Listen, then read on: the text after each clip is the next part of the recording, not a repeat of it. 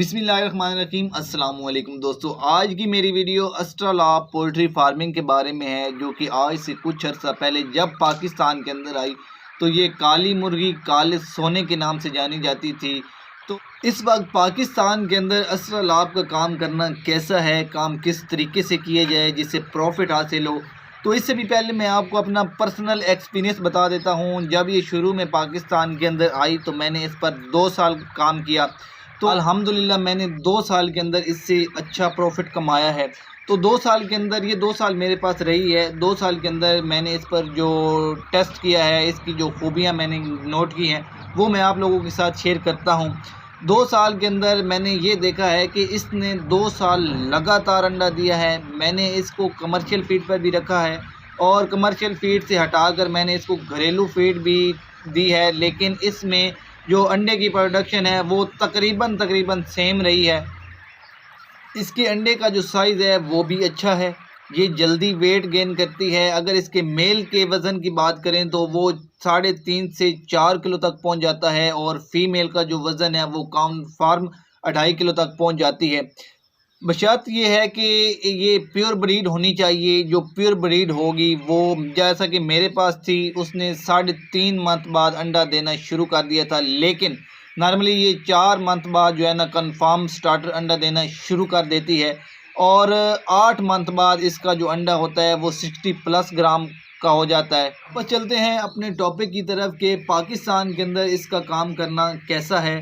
तो आप पाकिस्तान के अंदर इस वक्त 2 तरह से इस पर काम कर सकते हैं, या अंडे के लिए या फिर इसके नर को गोश्त के लिए पाल सकते हैं।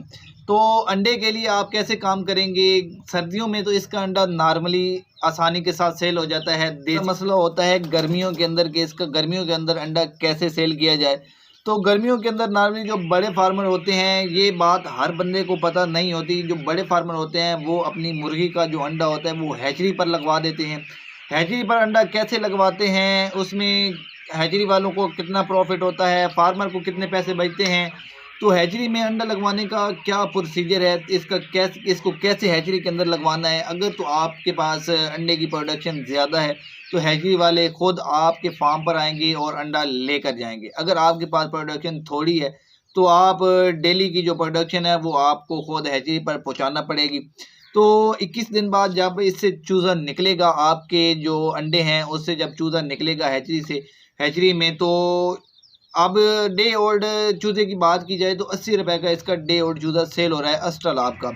तो 80 रुपये में से 10 रुपये जो होते हैं वो हैचरी वालों का मार्जिन होता है, जो उन्होंने अंडे से चूज़े के अंदर कन्वर्ट किया है। उसमें उनका बिजली का खर्चा और बाकी जो है होता है ना, और बाकी जो ब्रोकर होता है जो इसको आगे सेल करता है चूज़े को, वो 4 से 5 रुपये वो ले जाता है।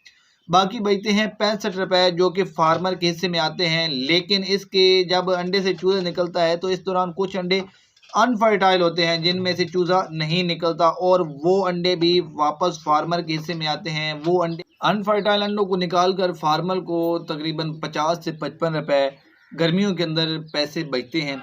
तो उनका नॉर्मल गर्मियों के अंदर 50 से 55 रुपये का आप ऐसा कंसिडर कर लें कि अंडा सेल हो जाता है तो चूज़े की शक्ल में। अब आपका हैचरी वालों के साथ एग्रीमेंट होता है, आपको परेशानी नहीं होती। आपका एक बार उनसे एग्रीमेंट हो गया 4 मंथ का, 6 मंथ का या साल का, तो आपने उनको अंडा देते रहना है। आपने जस्ट उन्हें अंडा प्रोवाइड करना है अपने पास और उनको भी नोट करवा देना है। तो जब उसे चूज़ा निकलेगा, चूज़ा सेल हो जाएगा 22-23 दिन बाद, तो आपको वो पैसे मिल जाएंगे। दूसरे नंबर पर आप गोश्त के लिए इसे कैसे काम कर सकते हैं। आप देखें तो डे ओल्ड चूज़ा अगर आप मेल लेते हैं तो वो फीमेल की निस्बत सस्ता होता है, और आप उसे 2 से 2.5 माह रखें। जब वो 1200-1300 या 1.5 किलो पर पहुंच जाए, क्योंकि वो बहुत जल्दी 1.5 किलो पर पहुंच जाता है, बहुत जल्दी वज़न गेन करता है, तो जब वो 1 किलो से ऊपर निकले आप उसे सेल कर दें।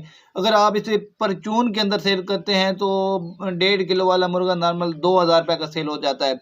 मैंने खुद सेल किया है। अगर आप मेहनत करेंगे तो आप कोई भी काम है उसके अंदर कामयाब हो जाएंगे। एक काम चोर आदमी है, निकम्मा आदमी है जो कि काम से भागता है, काम नहीं करना चाहता, तो वो कोई भी काम कर ले दुनिया जान का, वो उसके अंदर कामयाब नहीं हो सकता। कामयाबी हमेशा मेहनत मांगती है। तो इसी के साथ मुझे इजाज़त दें, दुआओं में रखिएगा याद। अल्लाह हाफिज़।